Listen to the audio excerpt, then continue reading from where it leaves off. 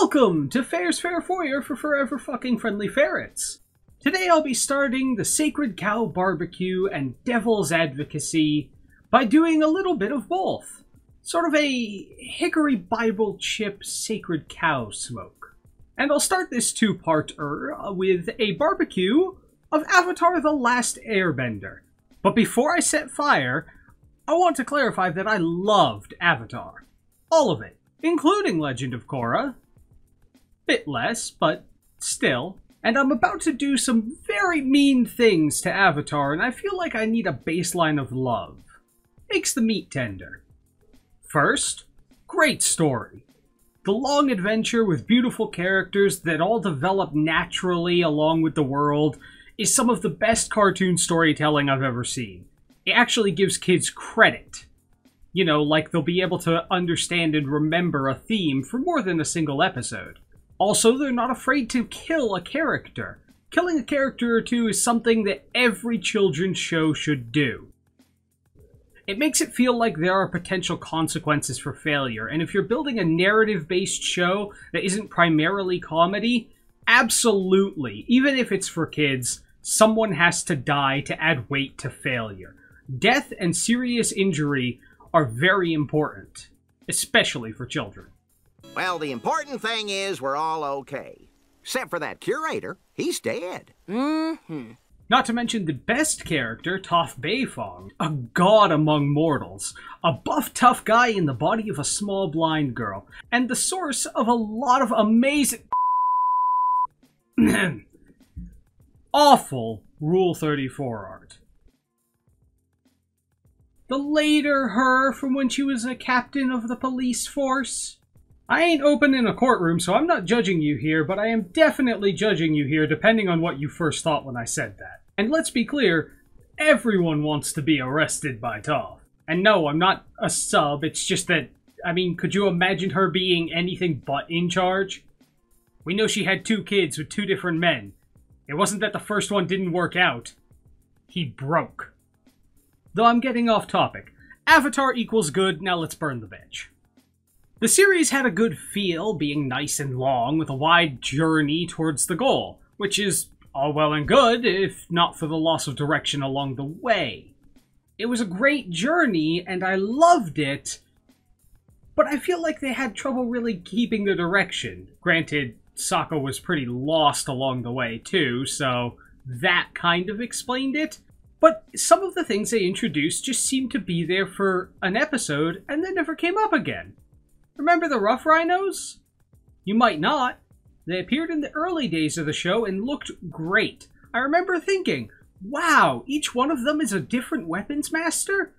I can't wait to see them later and how they do when they can each individually shine. They are coming back, right? Right? Nope.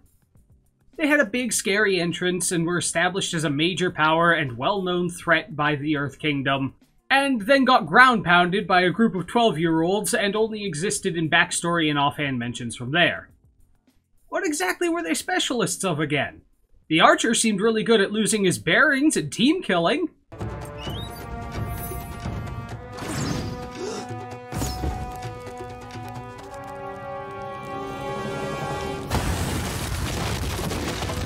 And before you mentioned that he used to be part of the Yu Yan archers, I'm not counting that. That was in the comics, and we're not counting the comics. I'm talking about the show. Expanded materials are for fans of the show who want extra bits added on to the story. The story has to be able to be good at the start without the extra bits added on.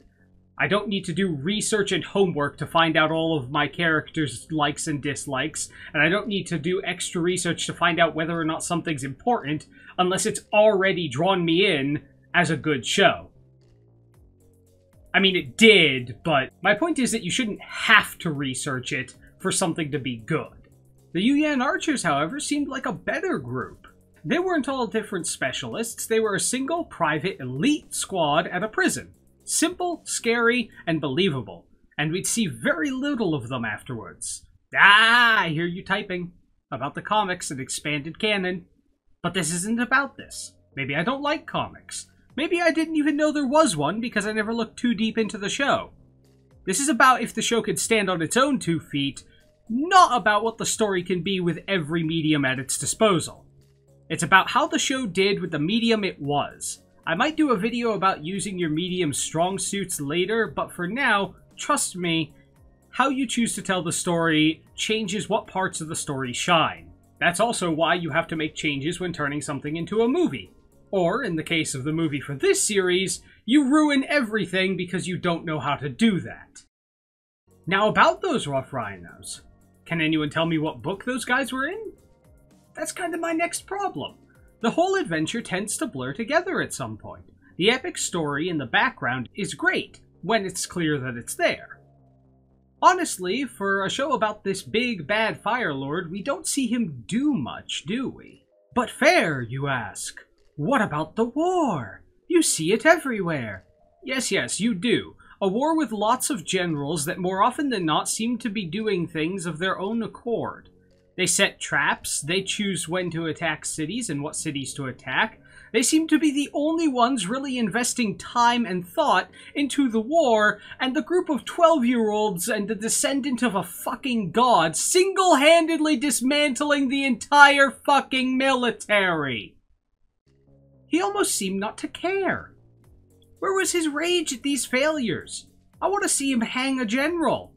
Or at least presumably execute one. I don't know how far we can go on Nickelodeon. His daughter did more work and had more developed than the main villain, which is why I'm not going to hit at her. And her parts at all. Top marks, 10 out of 10. She was the prodigy of a parent who didn't love and was never good enough. Even when she was promoted to Fire Lord, she still couldn't attain what she craved, the perfection she believed was expected. Perfection inherently being impossible to reach for one of us frail mortals, she had that unfortunate problem where she kept assuming things would just click in as she became perfect. He declared her in charge, and she couldn't be any different than she was. Nothing felt different. She still was her. She wasn't the god that she thought she would ascend to become. Watching her unhinge slowly was some of the best development I've ever seen. And the final Agni Kai? My god. The score, the emotion, the fighting, the visuals, all of it was perfect. 100% you could... Oh, wait. No, I'm supposed to be... yeah, no, back on track.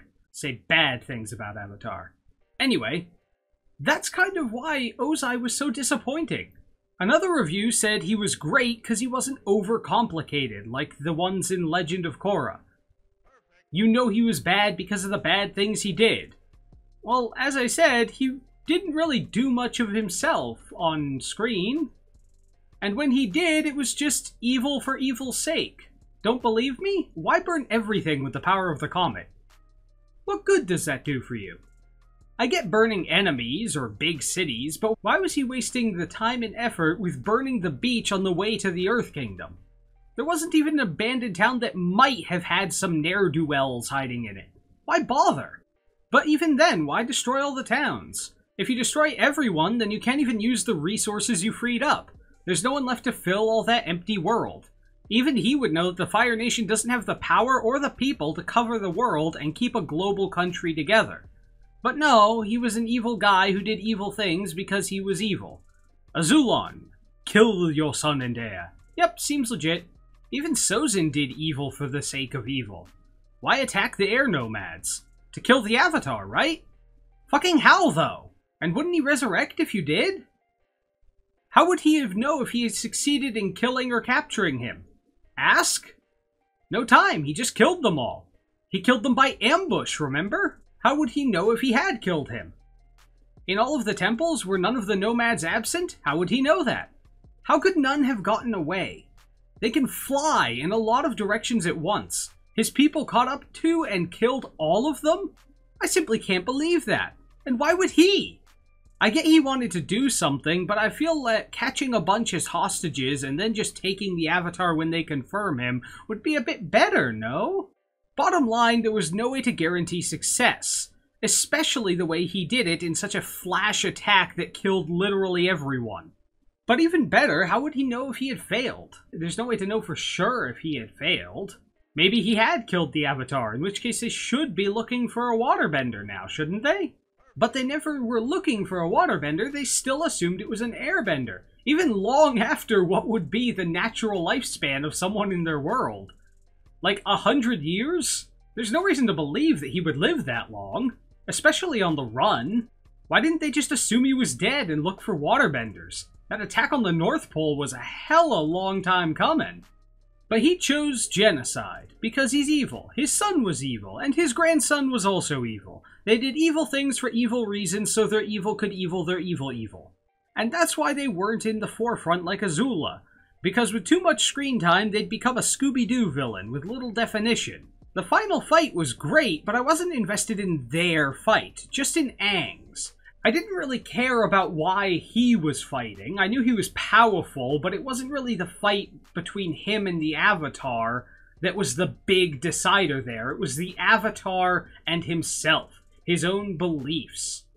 And that's a whole new gripe. Aang and his big finale. I couldn't wait to see it. The whole of the series, Aang had this looming thing over his head. The big problem that was arguably the real antagonist of the show for Aang. The big question, can he kill the Fire Lord?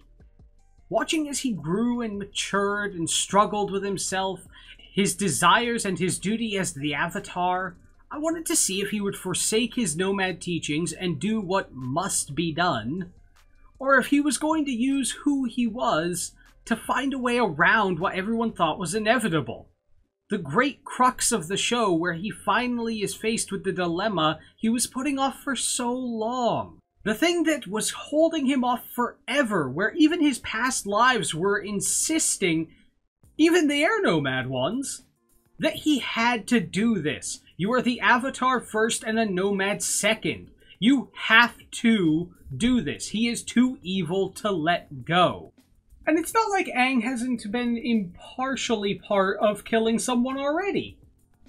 I mean, he's clearly allied himself with the side fighting a war. Do you think all the casualties are on their side? Of course not. Fire Nation soldiers are dying. Or how about at that air temple, when they literally bombed the entire side of a mountain? We saw Fire Nation soldiers climbing up that mountain. All of them are dead. He was part of the group that killed them. I get that he wants to be innocent, but it's not like his group hasn't killed people. And he's helping and traveling with the people who did it. So he's kind of already breaking his monk's oath.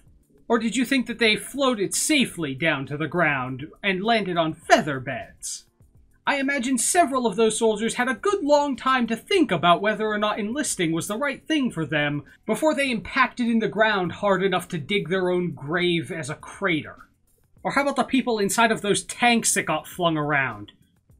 Ask anyone who's been inside of a tank. There's a lot of metal in there. And if you get knocked around in there, you will be blended like you were thrown into a Blendtec blender. Absolutely those people died too. In fact, when the tanks hit the ground, they probably drained out through the cracks in their new gelatinous form. So it's not like he has not been involved in death of the enemy. He's definitely been involved, he just has a problem with directly doing it himself. And then, spirit bending. Excuse me? Where's my payoff? Where's his responsibility and long-awaited solution? I reserve the right to be upset when my long-teased moral quandary is stolen by a giant magic turtle. I know they teased it with the island, but I didn't think that he was going to be simply handed a fix-everything button. Hold those fingers. I hear you already. They showed the turtle in the library, asshat. That's why it was foreshadowed. It was shown before. First of all, no need for name-callings or mocking tones. Second, hinting that something exists doesn't make it okay for that thing to show up right near the end and hand the solution to the hero, making the whole 3 seasons long debate a waste of time. It was a question of whether or not he could actually stop the Fire Lord without killing him. How do you imprison a walking blowtorch?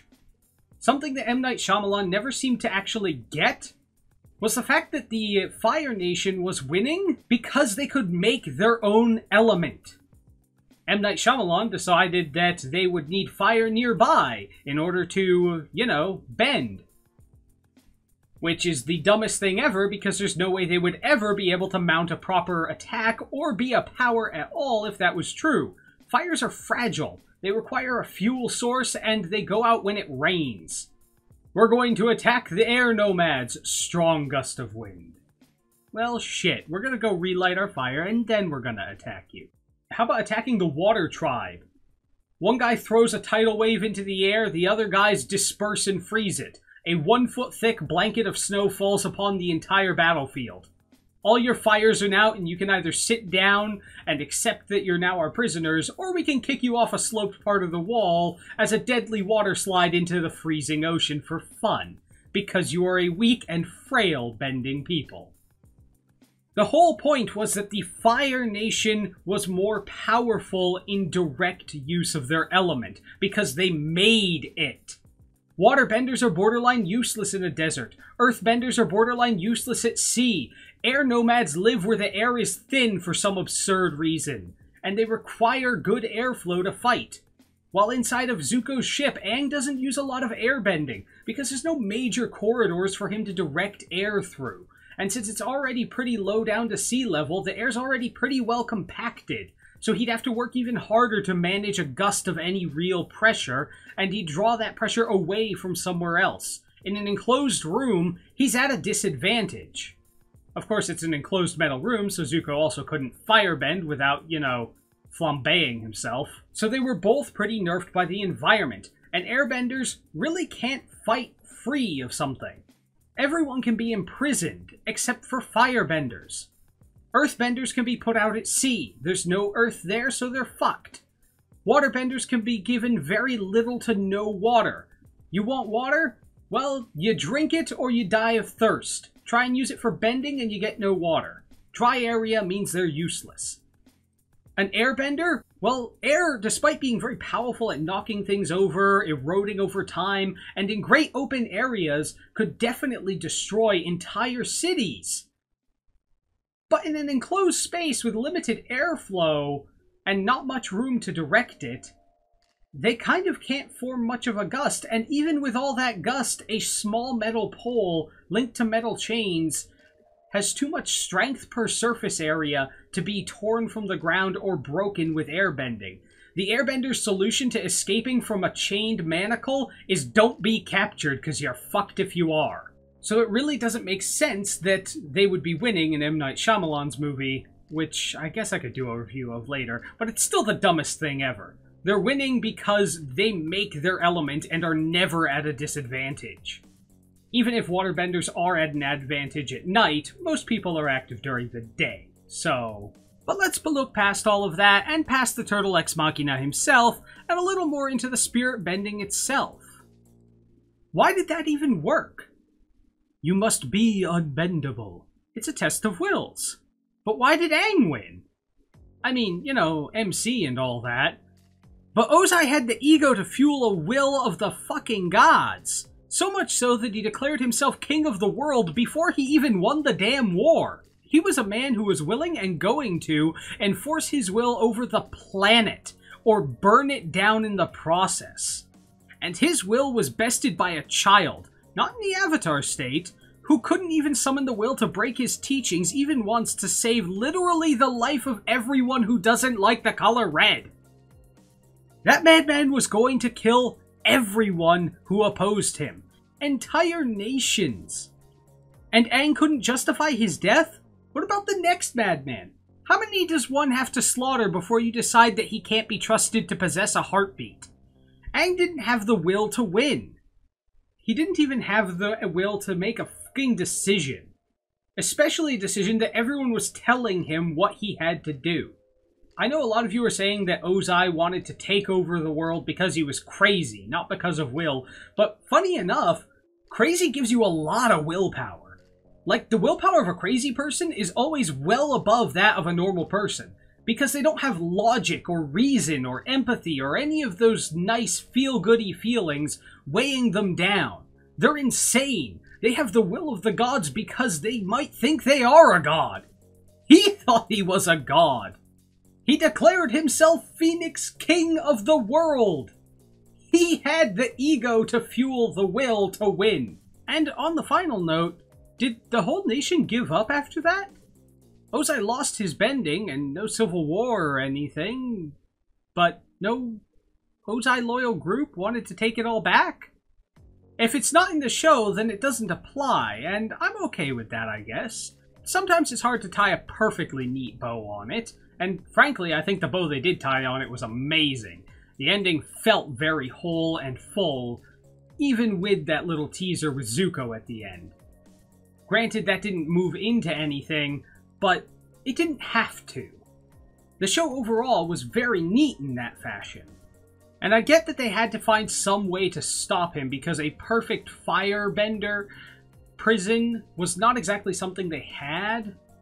At least they wouldn't have it until technology advanced and the Fire Nation themselves put their own metallurgy into making one. The boiling rock was the closest thing they had, and they couldn't put Ozai there, because even without the comment, I'm pretty sure he could fly. So he'd just weld his way through a wall and fly to freedom. So I get you couldn't put him there. And the Fire Nation couldn't develop deep ice prisons because there was no deep ice place in the Fire Nation at that time. So I get that they had to have something happen, and maybe they wrote themselves into a corner. Maybe they always intended for Turtle Ex Machina. Who knows? But it would probably bother me less, and I'd believe it more, if there wasn't the odds that they could always come back as some kind of rebel group. There must be someone in the military still running crazy. Those generals didn't need to have Ozai overhead to be assholes. They seem perfectly capable of operating on that level all on their own. And it would bother me less if their leader was dead. I know that's kind of dark, but if he was dead or defeated or thrown himself into his own fireball to try and kill Aang in some final explosion, it would bother me less than if he was just bendingless in a cell somewhere because of some giant fucking magic turtle. But even still, the whole series panned out great, and I very much enjoyed the watch. The characters were deep, they killed some people, which was definitely important, and even their side quests and each book had its own underlying story to it that helped the characters grow. Nothing felt out of place. Some people claimed that the Tales of Ba Sing Se was a filler episode, which doesn't make sense because that's not what filler episodes are, but it really wasn't. It was important, and it was deep, and it made everyone cry with that song. There was so much great about this series, but there were definitely some nibbling bits hanging onto the outside that people seem happy to ignore, touting it like it is the flawless representation of pure and good, and it isn't. It's great, but it is not the godsend that it seems to think it is. So I'm not here to start a war with their fandom. In fact, I'm probably part of it. Just saying that maybe calm down a little. It's not flawless. Even if I wouldn't consider it bad, there's still reasons for people to dislike it. So don't cram it down everyone's throat. But if you can't be happy with this video, then you know what to do. Be entertainingly angry. Also, unimportant side note, I've actually created a Patreon account if you think that I've done anything worth money, but I haven't set up any things on it yet because you honestly shouldn't be donating yet because I haven't done anything worth money yet, but I might someday, so there should be a link to that in the description.